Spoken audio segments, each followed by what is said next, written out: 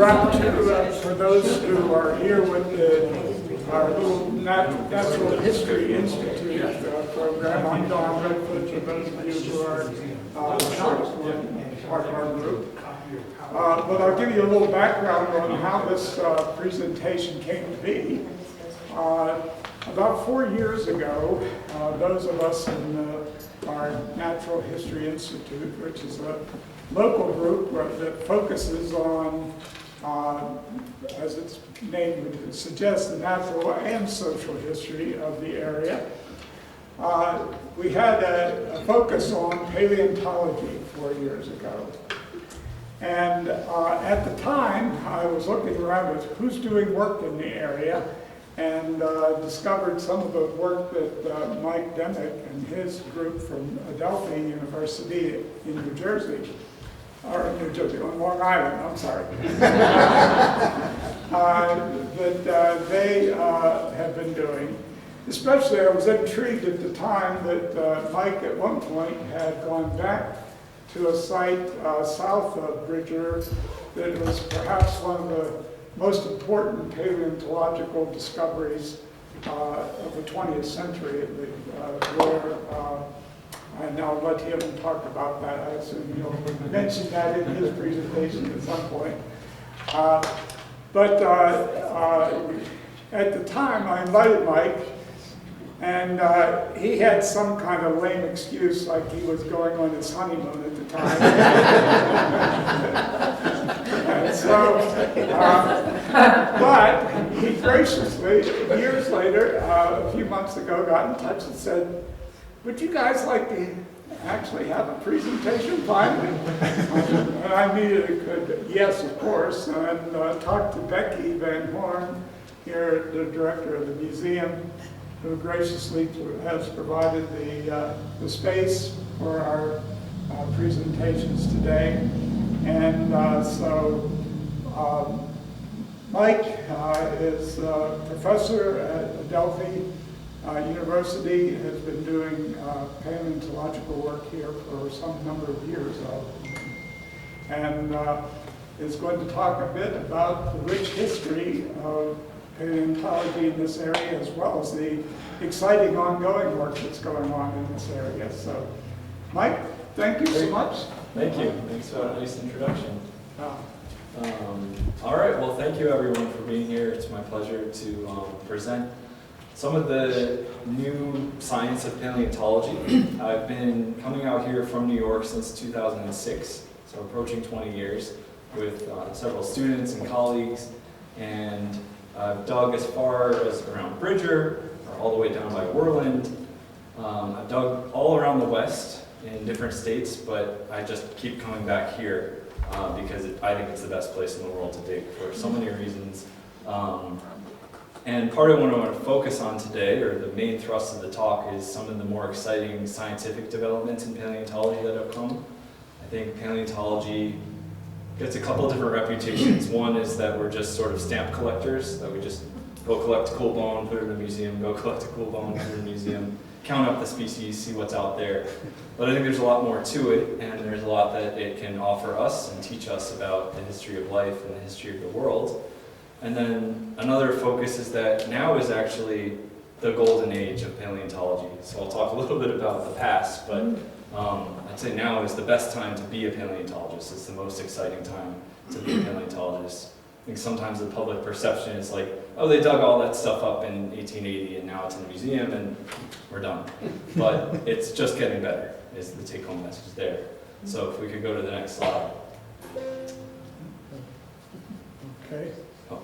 I can keep talking on this slide.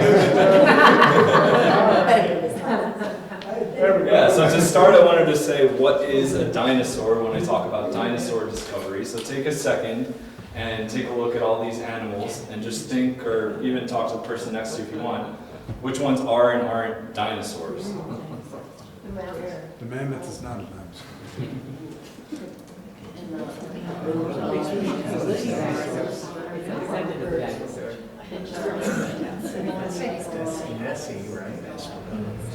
All right, answer please. So those ones aren't dinosaurs. When I say dinosaur, I don't just mean like a prehistoric animal or a fossil. It's a specific evolutionary group, which importantly includes birds around today. And that forging of that link was done right here in Montana, in south of Bridger, where they found dinosaurs that basically looked like birds without feathers in terms of their bones, just much bigger. But when I talk about a dinosaur, I'm talking about this evolutionary group, which includes things like big carnivores like T-Rex, or long-necked ones with horns, or duckbills, or spikes, or clubs, and then of course birds today. Not the pterodactyl, the one on the lower. Not the pterodactyl, that's a different flying reptile, totally different evolutionary group. What is the one in the middle here? This one is actually the most closely related one to us, because it's going to give rise to mammals, and so that's a close relative of mammals today. Yeah. All right, so next up. So this is, I think, the public general perception of paleontology, black and white grading photos, thinking about people with chisels and pickaxes 150 years ago, digging up giant bones like this. Wyoming and Montana are really ground central for a lot of these ideas, right, of what paleontology is as a science. And that was recognized really early. I know you had a presentation on the railroad earlier, right? And so as soon as people started flocking to this area, on the next slide, you'll see a quote from a tourist brochure talking about Wyoming. This place will eventually be a popular resort for those who are seeking fossiliferous remains. Right? All the way back in 1884, somebody called it. They knew that everybody was going to flock here in the summer and have fun and dig up different bones. These guys aren't so happy about it. But immediately, just the scientific knowledge, the data coming out of this area was just voluminous, right? So even in 1891, scientists like Jacob Wortman were out here and they were cataloging things, writing them down, making their own analog versions of databases. Some of the tools that we use are the same as the ones that they use. So if we look at the next slide, you can see some pictures of me and students and colleagues. You can see we're still using pickaxes, chisels, awls, hammers, plaster and burlap, right? Not much has changed. Sometimes if the rock is really hard, we can use special pneumatic drills like these up here, like dental drills. But the basic tools of the trade haven't changed in 150 years. I have some more pictures on the next slide. You can see still more, right? Plaster and burlap around these dinosaur bones, pickaxes, all these hardworking volunteers, dirty, dusty, but it's the same tools of the trade. Next slide. Some things that have helped us dig a lot more efficiently and easily and do better science are satellite photos, Google Earth, GIS, maps like that. So, for example, this is a bunch of students and colleagues. We're out down in San Coulee, if you know that area, north of Cody, which is just incredible to find fossils. These are the dots of the fossils we found in one summer, just walking around prospecting. They're all smiling at the skull of an ancient mammal. And so we can do a lot more fine-grained mapping and databasing and actually cataloging where things are. So on the next slide, let's do another little quiz. You can turn to the person next to you. How many dinosaur species are known? You can think of the answer with or without species of birds, if there's any birders here. And then how many new dinosaur species have been named so far this year, 2025? You can shout out guesses if you have them.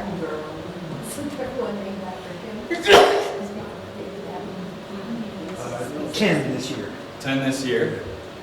How about the first question? 100. 100? 200. 200? Yeah. I need to go. All right, next slide. So there's almost 1,000 1,000. extinct ones. That's not counting the 10,000 or so birds today. It's kind of hard to keep up actually as a paleontologist because there's so many discoveries. So next, there's 24 so far, and we're actually, I think we're in week 24 of 2025. So there's been 1 week basically. So it can actually be, it's an exciting time, but it's challenging actually to keep track of it.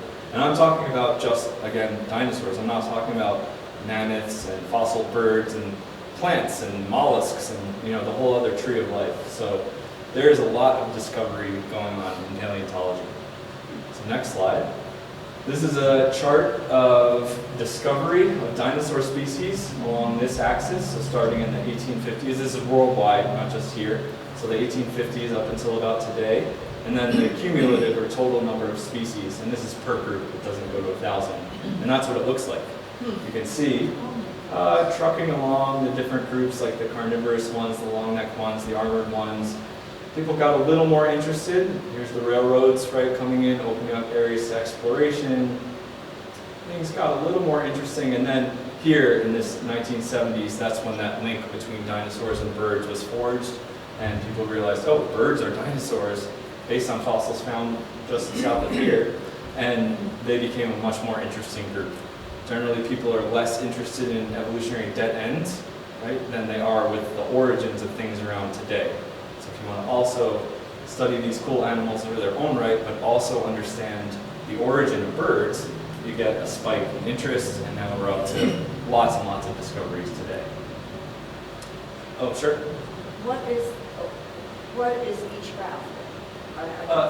This one is the armored ones, this is the long neck ones, and the carnivores. No, the red dots, the empty dots, and the black dots. Those correspond to those three groups. So like the red ones, the long-necked ones, it would say that by 2000 there were, 100 species.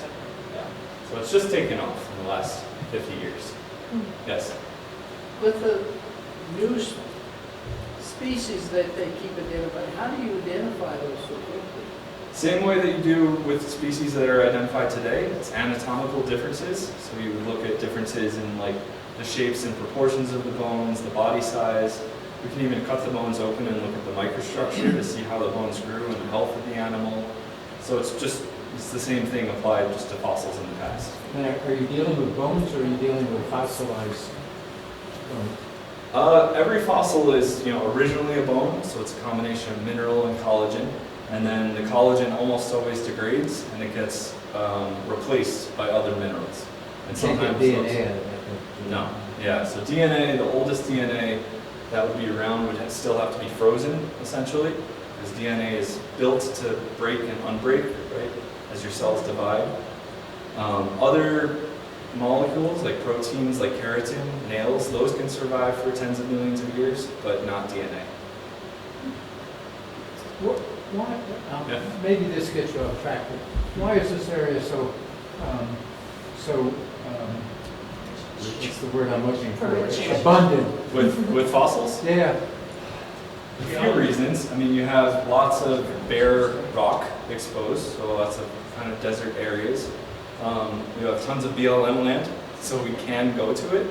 Right? So certain, like other states that might have desert areas, it's more of a patchwork or it's more difficult to access those lands. Here you have big contiguous areas where there are fossils, and that really helps. But it's going to boil down to the lack of forested areas. But I gather the reason all these fossils exist nowadays is because back and way back, there was land that supported them and supported a lot of them. Yeah. Yeah, so everything has changed in terms of the environment and erosion and things like that, but it's sort of right place, right time to find a lot of fossils here. So there was a giant inland sea. There was a... Right, yes. Okay. Yes. Because we went to the place where you have the Red Gulch. Red Gulch, yeah, in the Jurassic. And we went down to the Jurassic. Yeah, So at least the people who were there in China that year. Yeah, exactly. So. All right. Next slide. I think we're going back. Oops. Yes, we are. Who's moving Wow, it's amazing. Forward. Put your glasses on. Okay. This is a map from a free open website you could go visit whenever you want called the Paleobiology Database. And it's just I zoomed it in on North America. You can see these are all the places where dinosaur fossils have been found in North America. So a huge concentration in more desert regions. regions where the rocks are exposed here in the west, but even down along parts of the Mississippi and up and down the East Coast in areas where they're exposed things by rivers.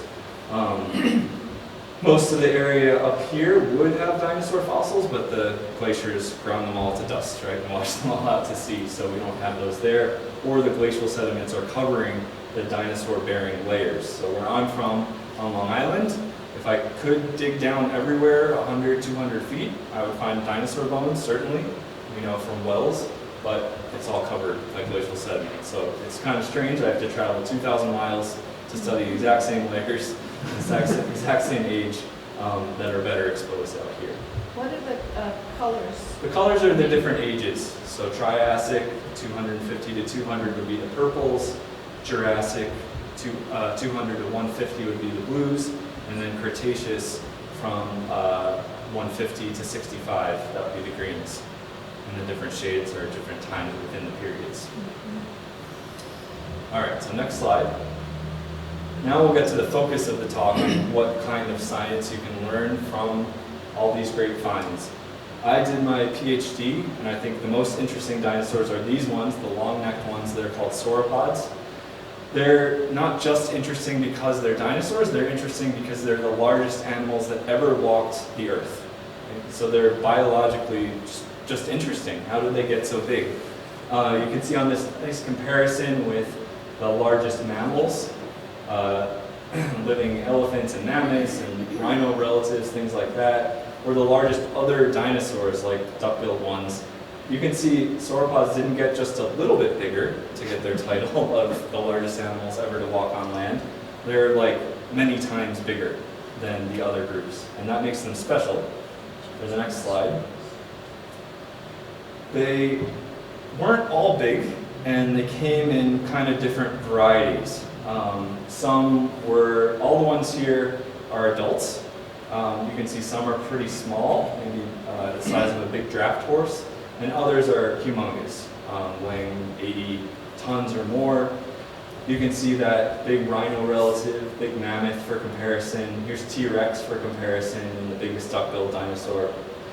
They did come in all different shapes and sizes. So some had really long necks, some had really long tails, some held their necks upright, some held them out or even pointed down. Some had longer front legs, some had longer back legs, so kind of variations on a theme. Next slide. Can you speculate on why they got so big? That's what I'll do, yeah. Okay. They did vary also in their skulls. Some had really long horse-like skulls with little peg-like teeth. Some had more like boxy skulls with really strong, robust teeth, and everything in between. So they weren't all the same anatomically, or they didn't eat the same thing. They all ate plants, but they probably ate at different heights in the canopy and ate different things exactly. Next slide. One really cool thing about them is that they had air-filled bones. That's one of the features that unites them with birds, one of the similarities.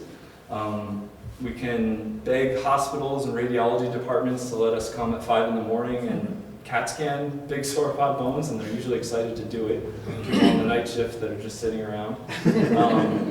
And what that reveals is a structure inside the bones that looks just like a bird, or even the sinuses in our own heads. That's called pneumatic bone or air-filled bone, where you get these honeycomb angular chambers that all connect to the outside, and a very specific texture on the outside of the bone. It really looks just like a bird.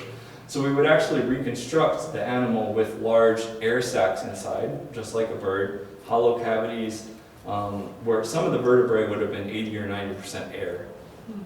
There would have been big air sacs pushed up against the ribs, even filling them partially with air, and even in some groups, parts of the hips and the shoulders.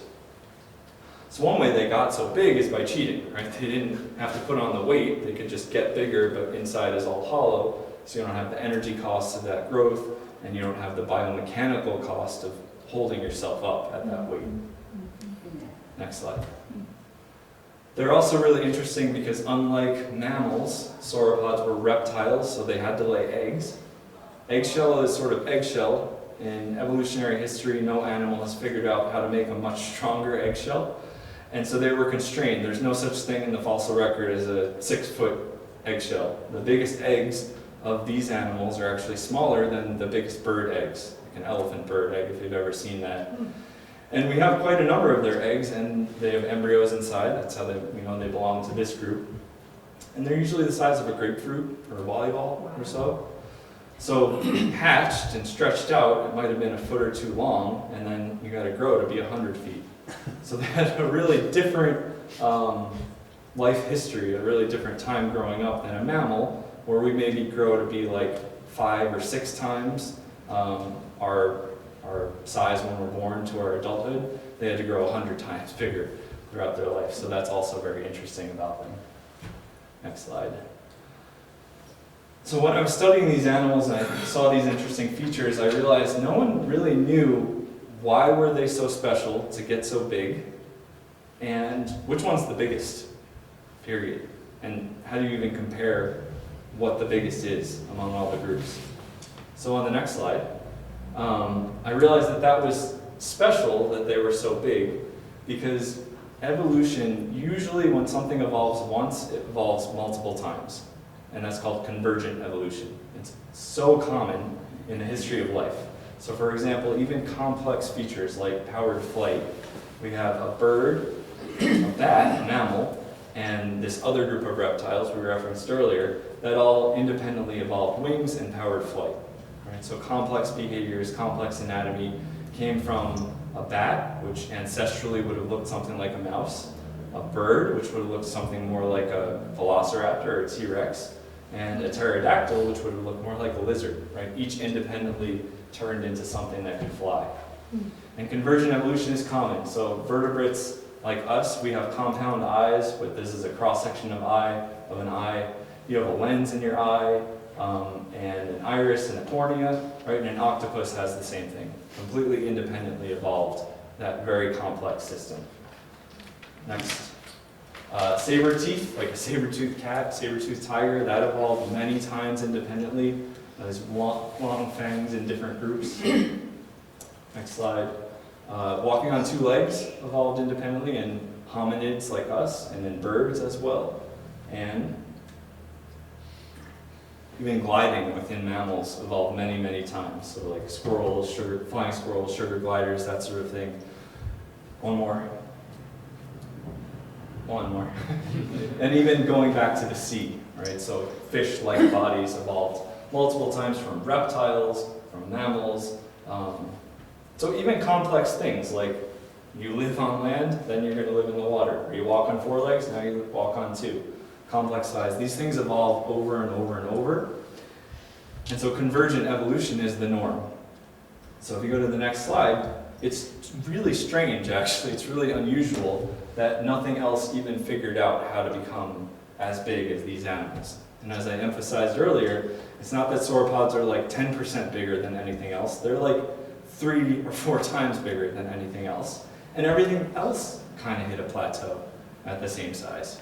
So that's interesting. So I set out to think about these animals, and this amazing growing fossil record has allowed me to do a study of what's the biggest one, when did it evolve, and how many times independently did sauropods evolve the title of biggest animal ever. This is that same paleobiology database. There's the website at the bottom. I set it to just do the long-necked dinosaurs, and I showed you the whole world this time. And you can see they're found everywhere. 2,500 places around the world have been cataloged, as far flung as like Antarctica, Madagascar, New Zealand, all over southern Asia, Africa, Europe has a really rich record, and then of course the western US. So we have a really good, rich data set over the last 30 or so years in that exponential curve that's been accumulated to investigate the question of how many times they became the largest animals. Did they just evolve at once, or did they evolve at multiple times over and over? Next slide. If you pay attention to any kind of science news or read the science section of a newspaper, you see headlines like this maybe once or twice a year, right? So the gargantuan star lizard was one of the last and largest dinosaurs of its kind. And you can just click through, there's going to be a bunch of these. Enormous dinosaur, biggest ever. We thought we knew the biggest ever. Did scientists just unveil the biggest of all time? Largest of all time? Largest that ever, like, these can't all be right? But you see them every year or so. And the question, I think there's one more. Biggest dinosaur ever. It becomes a tricky question because if you think about comparing an elephant and a giraffe, one might be longer, but one weighs a heck of a lot more, right? And so how do you actually compare what's the biggest? How do you define that? So on the next slide, oh, there was one more. Yeah. There were two more. I was in grad school, I was digging these dinosaurs out here, and I grew up in New York, so I remember going to the American Museum of Natural History off Central Park and seeing bones like this on tours. These are from Wyoming, actually, and these are individual vertebrae of the animal's neck. I mean, it's like this wide across. And I knew that these were dug up here in 1880, 1890, so I thought, how are we seeing these news stories every year about the biggest? And when I squint, I think these are just about as big. I set out to figure out, well, what's the biggest? How do you measure that? How do you estimate that? And how do they compare over their history? How do they compare around the world? And the next slide is another illustration. These are more bones in the basement of the museum off Central Park, where you can see there's just these enormous 2 or 3 foot long leg bones there, or sorry, 6 or 7 foot long leg bones there, scattered throughout the basement. So on the next slide, harkening back, if they dug up animals of that size 150 years ago, what is the pattern? That's what I really wanted to get at. Next slide. And as I said, giraffe versus elephant, it's really tricky to compare them, where some have just a long neck, some have a really long tail, long forelimbs versus long hind limbs, apples to oranges comparisons. So paleontologists and biologists generally don't usually compare things by length, height, width. We compare them by weight or body mass. Right? So your weight, your body mass is proportional. It correlates with lots of things like the amount of energy you use, your metabolism, your growth rate, your longevity.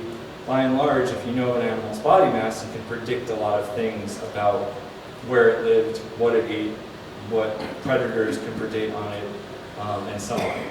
So I set out to estimate the body mass of all the different hundreds of species of long-necked dinosaurs.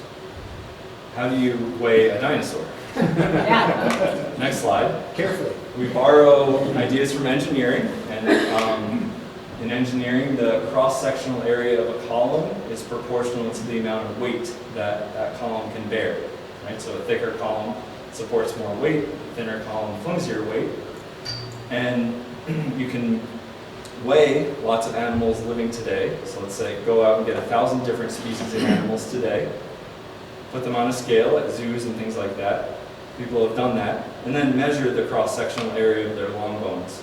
And there's a really nice correlation. You can really easily predict how heavy an animal is based on the cross-sectional area of the bones that support its weight. So we can actually quite confidently reconstruct how much an animal weighed, even just from a single upper arm bone or thigh bone, because that thickness tells you the weight that that bone bore in life. So we're just using engineering principles, and luckily it makes sense. Next slide. So that was a lot of work. I had to go to all the different museums to measure bones. This is at the College of Eastern Utah in Price. They have a ton of these long-necked sauropod bones, so I'm measuring those. Field Museum in Chicago famously has lots of them. Moorfield Museum here. And this is fun work. It's kind of like you get to study all the bones for free without all the sweat and time outside dodging rattlesnakes and scorpions. Generally, a natural history museum has like 95 to 99% of its fossils are in the basement, and only a few are on display. So you can go study in these archives and really learn a lot about these animals from studying their bones. So I did that over the course of a decade, all the travel and all the measuring, and I came up with this chart. It's It's different than the chart we looked at before. Instead of time of discovery, we're looking at the age of the animal in millions of years down here. So from the origins of sauropods 230 million years ago, all the way to the extinction from the asteroid impact 66 million years ago down there. So time is going to march on from left to right. And then the body weight that I estimated of the animal from their limb bone circumferences, their cross-sectional areas over here, and it's just on a proportional scale to show proportional differences. So each dot is one species. I got to do 200 of 300 species that I could find a good enough record for. You can see they start out kind of medium size, and some get bigger and some get smaller, and then they kind of plateau right after that first half of their evolutionary history. And on the next slide, and the next one, you can see this is the average of all the green dots along the y-axis. Their average weight was about 35,000 pounds, maybe 7 or so average elephants today that you would see. Next slide. And that surprised me because that's smaller than the biggest duck-billed dinosaurs, and that's much smaller than the biggest mammoths. And so the average long-necked dinosaur was not on average bigger than the average other groups. That was my first surprise. This red line right here is kind of the average sauropod that you would see in a museum. Like if you've been to any of the museums that have a Diplodocus, Dippy the Diplodocus you might have heard of. I think there's one down in Laramie and Pittsburgh and New York, all over the world, London. That's about its weight. So that's kind of mind-boggling because the thing we think of as your biggest dinosaur is an average for the biggest kind of dinosaur. They get twice as big. Yeah. So in this area, it's the Diplodocus at about 145 Correct. million years ago. Yeah. And that's what we see when we go to Correct. Yeah. You can see all the dots are kind of concentrated here along 150, 145. That's because of Wyoming and Montana. And then there was an extinction event right there between the... You can see there's not that many dots, right, in the 130 to 150. And then different groups immigrated from like Asia and South America and came back. And so, but in this area, we don't see sauropods after the Jurassic, is that correct? They come back right at the end. Right at They the come end. from South America. There was a land bridge that was formed across Panama even back then, and a few of them made it up. Okay. But, so, really, what I'm asking, really curious about is the ones that were in the Cretaceous. Yeah. Were they not, where were they? This is global, so this is all over. You're talking about the gap with sauropods, that's just North America. Okay. So they were in every other continent doing just fine. In North America, for some reason, they went extinct around this time, and then they came back 45 million years ago, totally different lineage, totally different group. Okay. Yeah. And so that extinction event for the sauropods here Yeah. was just North America. North America. Yeah. Okay. All right, so next slide. So this is our average elephant weight, this is the largest mammoth weight. To understand everything in biology, there's a famous quote, nothing in biology makes sense without evolution. So we have to connect the dots, all the green dots, using their evolutionary history. We basically have to draw a family tree, keeping the dots in place of how all these different species are related to one another. Go back one. Yeah. Oh. Yeah. And then, so what I'm going to do on the next slide is I am going to connect all the dots.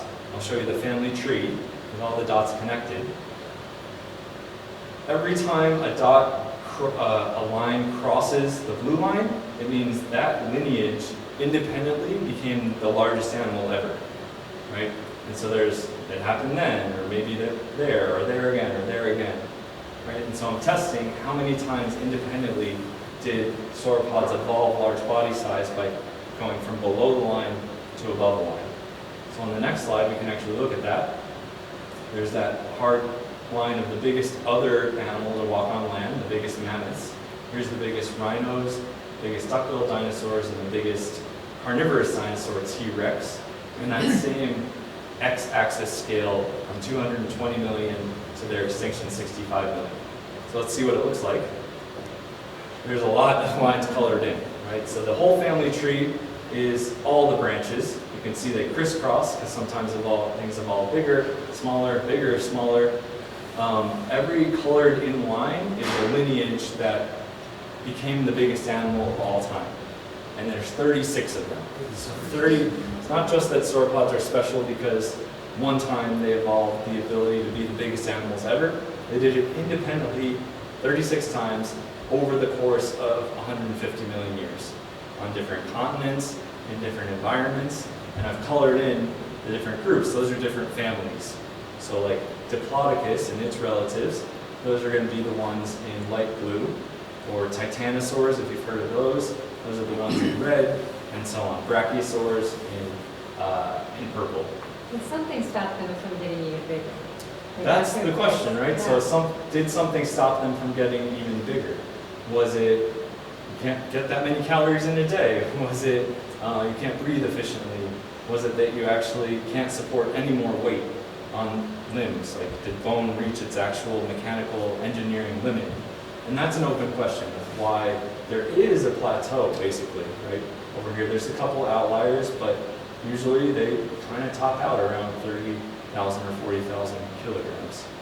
Yes? So if you go to the thermometers, Yes.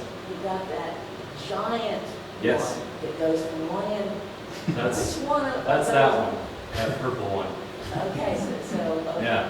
So the purple one there. So that was one of the ones in the headlines I showed you, right? The biggest ever. But as you can see, it's not even in the top 10, right? And so comparing them by length or just the dimensions of, single vertebra or something like that, that doesn't get you very far. But this is an apples to apples comparison. It's just their weight that corresponds with lots of things about their biology. Now we can rank those. So the very biggest one here is Argentinosaurus up there from Argentina, which that and Brachiosaurus are the two sort of record holders. Okay, next slide. And then I tried to say, well, is there anything special about those 36? Is there anything that unites them? And I couldn't find anything, right?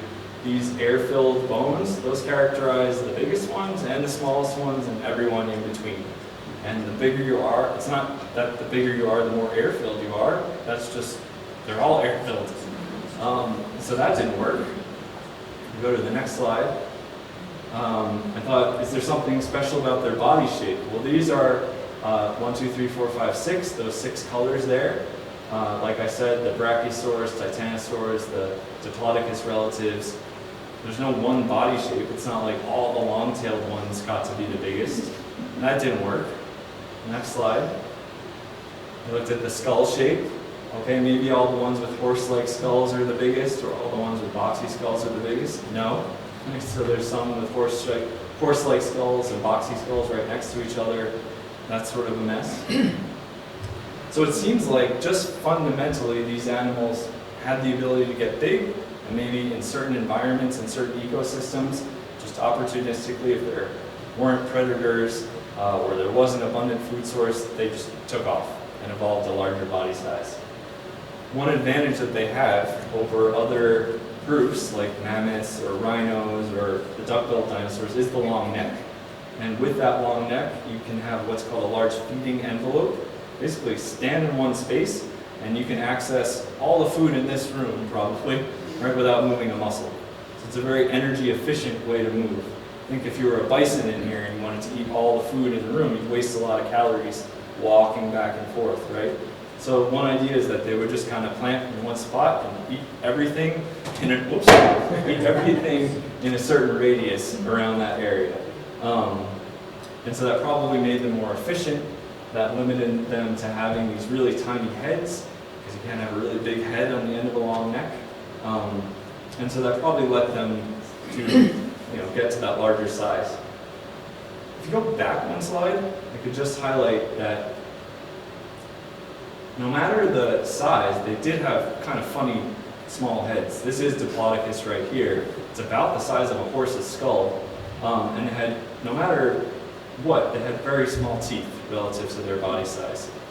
They didn't do any chewing, Right? These teeth are about the size and shape of a pencil, like an inch long. So all they did was snip and gulp, and then they digested sort of for hours and hours like a cow, and they didn't waste time chewing. So they stood in one place, mowed the whole landscape down, and just waited and digested inside there, and that's how they extracted that. The only parallel I can find, if we jump 2 slides ahead, is if we think of the largest animals that live in the sea, those are baleen whales, which also don't chew, which also don't waste time processing anything in their mouth, right? What do? They just open their mouth and they just mow down everything in sight. So I think one of the keys to actually getting very large is not wasting time chewing, not wasting time seeking out food.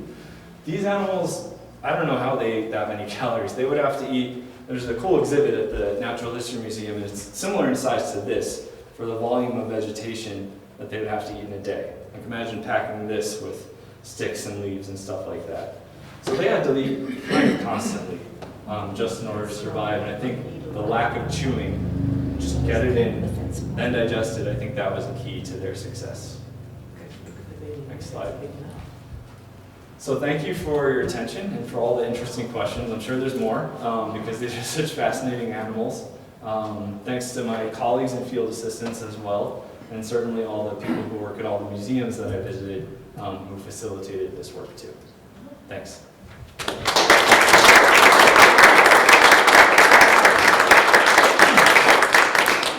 What are you studying right now? I mean, what are you working on right now? So right now there's a couple of things. One is studying how these animals grew.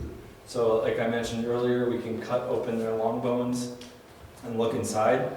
And it's just like if someone goes to the doctor and there's a bone biopsy for osteoporosis or something. Same technique. We can look at the bone under the microscope, and there's no DNA or soft tissue anymore, but there's the impressions on a microscopic scale of how they grew. So you can see like how dense the blood vessels were, how dense the cells were. That's a big focus of the research. And I'm also trying to study, are there limits to their growth? So adding more to the data set. As I told you, there's 24 new species already, so probably wait a few years for a few more to accumulate, and then we crunch the numbers and see if the story's the same. Yeah. Are the new species that are being identified, are they being identified because of field work or because people are looking at the stuff that they got and figuring out that it's a different species?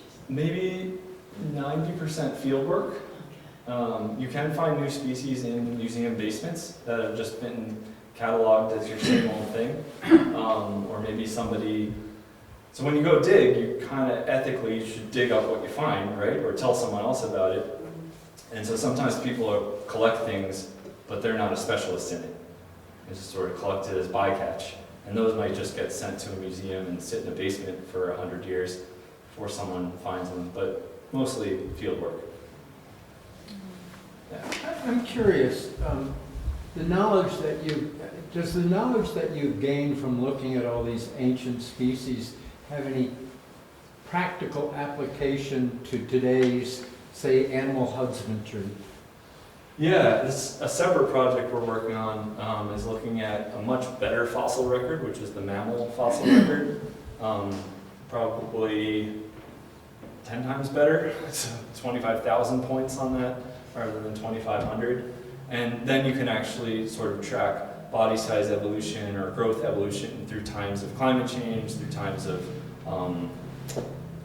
when invasive species arrive. There's ways that you can use the past to understand that. So that's a branch called conservation paleontology, where people try to look at really good fossil records, much better than the dinosaur fossil record, to predict what's going to happen in the future with different changes to the environment. How many species did you use when you came up with these dots? 200 or so. 200? Yeah. There's 300 So named. you got a good average. Yeah, there's 300 named or known, but I guess 100 of them don't have a complete enough leg or arm for me to do the estimate. Oh, okay. Or it's crushed in a lot of those cases. So you wouldn't want to put that in. Do you any idea how old they grew? How Yeah, they, How long lived? Yeah. luckily, a lot of their bones form rings, just like tree rings. So if you got to avoid the marrow cavity that expands over time, but you can just count up the rings if you have a growth series like juvenile, teenager, adult. The young, for a big one like Diplodocus, grew pretty fast. It could get to that size in like 30 or 40 years, which is almost a bird-like growth rate. Like if you took an ostrich and kept it going for that long, it would get to be that big. So they grew very quickly based on those What growth about rates. relative to the other dinosaurs? Did they grow faster, slower? I mean, The closer you get to birds, they generally grew a bit faster, more similar to birds, but if you said on average, you'd say the average mammal and the average dinosaur grew about the same rate. But there's a lot of variation within that statement. So how long did they live? I think the oldest one is 60 or 70 years old. Most are in the 20, 30, 40 range. What was the evolutionary advantage for being so big? Was it mostly about evading predators, do you You think? could or- evade predators, maybe you can access food that smaller things can't access. Okay. You can outgrow your predators. There's lots of different ones. You can outcompete, other groups that might have They been didn't competing probably for the have same really food. any predators, did they? If they're that size? Well, when they hatch at 1 foot long, Oh, yeah. everything was Eggs. probably. Yeah. were they ruminants? And do you know anything about how they digested all these No, food? They had to it wouldn't really be a process. ruminant technically, but yeah, some kind of big fermentation. All the pictures, I should have showed you a picture of them in front view. I mean, they have really big barrel bellies, and those really biggest ones like Argentinosaurus, their legs get a little bit splayed out like a bulldog to make extra room in there. Huge Yeah, stomachs, huge stomachs. Sorry, there was talk about things getting published and there was a story the other day, it was, NPR or something, Science Friday, Yeah. and it talked about where they found the stomach contents of a particular dinosaur. Yeah. And they've been looking at it for Different 80 plants and years. yeah. Right. Yeah. Do you know much about this system? So do you know what they found or what they? Yeah, I mean, they ate plants and pieces of wood, and they wouldn't be discriminating. They just take whatever. So there's some examples even of petrified wood that they look like someone took an ice cream scoop and just ate around the edges of it. Yeah. So, but do we get some sense of the digestive process from that? When you talk No, about because the fermentation? stomach could be all collapsed, and yeah, even with modern methods like CAT scanning, you can't reconstruct in that much detail. Because its stomach would be bigger than that seal on the floor. So to preserve that in 3D, we haven't found that yet. I'm curious, do you encounter people that say the world's 6,000 years old? Not usually. Usually if they're at a talk like this. I noticed on your first picture you had up there were a variety of toads. And so some of them must have been specialized. Yeah, some of them, it's really strange. The biggest ones, those titanosaurs, they just replaced their bones in their wrists with cartilage, and even their digits got to be just little stubs. That's counterintuitive. You'd think you'd want strong, robust bones there, but they don't ossify. So it's over and over you find in the fossil record, like a shoulder, an upper arm bone, 2 bones, space, and then the hand right after that. So they were unossified. They were just cartilage. Yes. How many eggs? What kind of nest? Yeah, the eggs are really interesting. On that picture, you might have noticed there were a lot of eggs on that picture, and that's a real reconstruction. They seem to have colonial nesting, where a nest might have like a dozen eggs in it, and then there might be like a football field of those nests. And they seem to have nested in the same place for hundreds or thousands of years, because you often find the nests, and then maybe there was a landslide and they're buried, but they came back to that area. And you can find 6 or 7 layers like that in different places. They probably didn't have much social structure, parental care. The nests are too close together for a mom to walk through. Maybe they could crane their neck over some of the ones on the outskirts, but they Yeah, they just sort of reproduce lots and lots of young, and hope a few made it to adulthood. Do you know how long it takes for them to hatch? For them to hatch, you can actually estimate that. It hasn't been done in this group, but our teeth, all teeth, form day by day with our circadian rhythm. Not the enamel, well, yes, the enamel, but you use the inner structure, the dentin of your teeth. And if you looked at that under a microscope, you would see rings like tree rings, and those rings form day by day. And so you can look at an embryo of these, and you could slice it open, and you're like, okay, there's 68 lines. That means it was at least in there for 68 days, so you can get a minimum. But I don't think that's been done for this group yet. I know you spoke to it a bit, but because it's of local interest, Yeah. would you talk a little bit more about John Ostrom's work over near Bridger? And Sure. moreover, you're revisiting that site and, Yeah. and the significance of it all. Yeah, if you went, if I was giving this talk in Victorian England, and I said, birds are dinosaurs, everyone here would go, I know. They would say, duh. Right? It was common knowledge. Because they're so similar. And then after that, in the 1920s, 1930s, there were lots of offshoots of Darwinian evolution where people created theories that have been debunked since.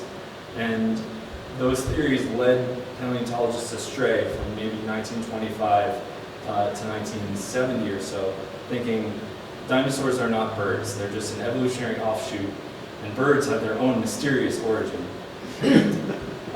not connecting the two missing puzzle pieces. And then a paleontologist, John Ostrom from Yale University, he did a big tour of the West several seasons in a row, and he happened upon an area near Bighorn Canyon where he found some dinosaur bones, and he thought, oh, these are interesting, these are unique, and they expanded from that field area, dug up by Bridger, and he found it was essentially a velociraptor-like animal, and it looked just like some of the early bird bones that he had been studying in Germany. And so he wrote a series of papers that reforged that link that people had, and scientists and the public had forgotten since 1925 or so, and said, no, the evidence is really, really clear that birds are dinosaurs, that they're the only living descendants of dinosaurs. And then 20 or so years later, people started digging in areas they hadn't dug before, in areas like China, where they found feathered dinosaurs. So now there are like feathered cousins of T-Rex, or feathered velociraptors and things like that. So the evidence just really all clicked. And you went back to that site? I went back to that site. We tried to re-find bone. We thought, okay, it's been 50 years, maybe there's more here. And there wasn't more. I think he got it all. But that's usually a successful strategy, right? Like, even then as today, grant budgets are tight, time is tight, so it's rare that you actually finish a quarry. And then you can let it erode for a few decades, and maybe you can get back into it for a little bit By the further. way, it's not all that far from the Mother's Day site that we visited with Jason Shine, where they're still digging up Jurassic era Diplodocus bones, mostly, I think. But Yes. other, Yeah. You know, I'm sorry. I was going to ask the word brontosaurus. Yeah. It was kicked out a long time ago or changed, or did they study it better and find out that that's no longer? Yeah, it's still not settled. It's still Oh, it's still controversial. not Yeah. settled. It depends on what you call a species, which is, there's a joke. Like, if you want to get a bunch of biologists to have a fight, lock them in a room and ask them what a species is. Even biologists today disagree on what constitutes a species, right? Is it two birds that are literally exactly alike, but their song is a little bit different? And so the problem gets even more complicated back in the past. What's a species versus not? And so for Brontosaurus, the characteristics that would make it separate from Apatosaurus are subtle. So some people would say, no, that's the same thing. Some people would say, no, it's different. So it's still a debate. So how can you talk, when they talk about 24 species Yeah. this year, so who decides it's a species. It's like a scientific consensus. Basically, the evidence is presented, goes through peer review, might get rejected. If it does get published and it's kind of junk science, people will very quickly jump on it and publish that. It's junk science and it will go away. Well, let's thank Mike.